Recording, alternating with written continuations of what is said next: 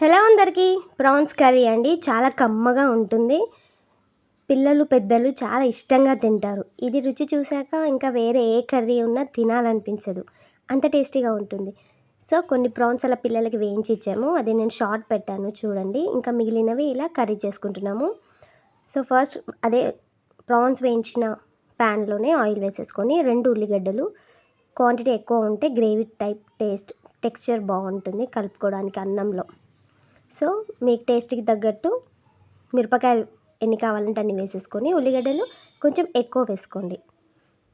So ఎల్లిపాయలు compulsory వేసుకోండి. 6 to 7 ఎల్లిపాయలు ఇట్లా క్రష్ చేసుకొని దంచుకొని వేసుకోండి.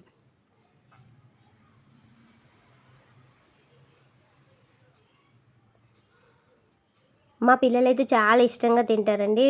నార్మల్గా వేయించి ఇచ్చినా కానీ కొబ్బరికాయ ముక్కల్లాగా ఉంటాయి కదా, సో సాల్ట్ అల్లంలో వేసి ఇచ్చినా కానీ తినేస్తూ ఉంటారు. చాలా టేస్టీగా ఉంటాయి. మీరు కూడా ట్రై చేసి చూడండి. సో అల్లం పసుపు కూడా వేసేసుకొని ఫ్రై చేసుకుందాం. అల్లం పచ్చివాసన పోయాక ప్రాన్స్ వేసేసుకుందాం. మంచిగా కడిగి వాష్ చేసుకునేవి.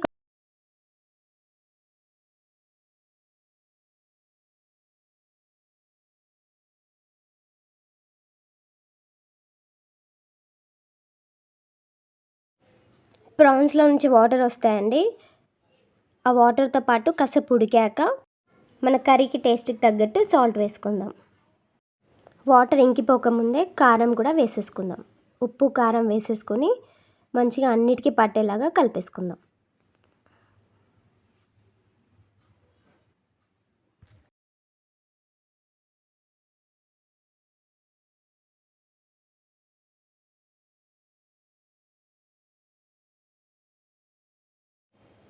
సో అలా మంచిగా కారం కలిసేటట్టుగా కలుపుకొని ఒక నిమ్మకాయ రసం వేసుకోండి. ఒక నిమ్మకాయ మొత్తం పిండేసుకోండి.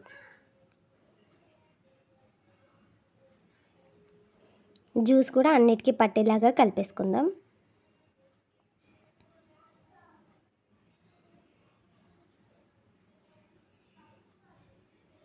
గరం మసాలా వేసుకుందాం. ఒక్కొక్కటి కారం వేసినాక కాసేపు, గరం మసాలా వేసాక కొంచెం సేపు వేయించుకుంటూ ఉంటే కర్రీ చాలా టేస్టీగా వస్తుందండి.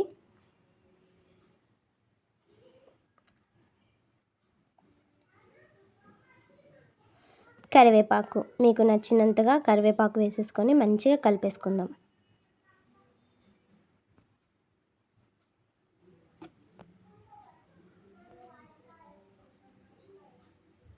నెక్స్ట్ ధనియా పౌడర్.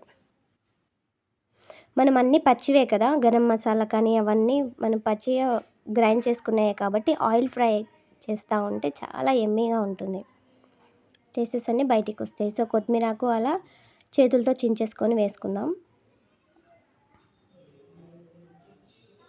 అలా అడుగు అంటుతున్నప్పుడల్లా కలుపుకుంటూ రోస్ట్ చేసుకుంటే చాలా టేస్టీగా ఉంటుందండి. ఇది బేసిక్ అన్నమాట.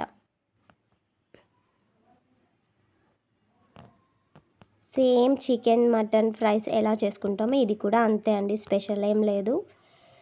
కాకపోతే ఇంగ్రీడియంట్స్ ముందు వెనకాల వేసిన దాంట్లోనే టేస్ట్ అంతా ఒకరి హ్యాండ్తో ఇంకొకరికి రుచి వేరే వేరేగా ఉంటుంది.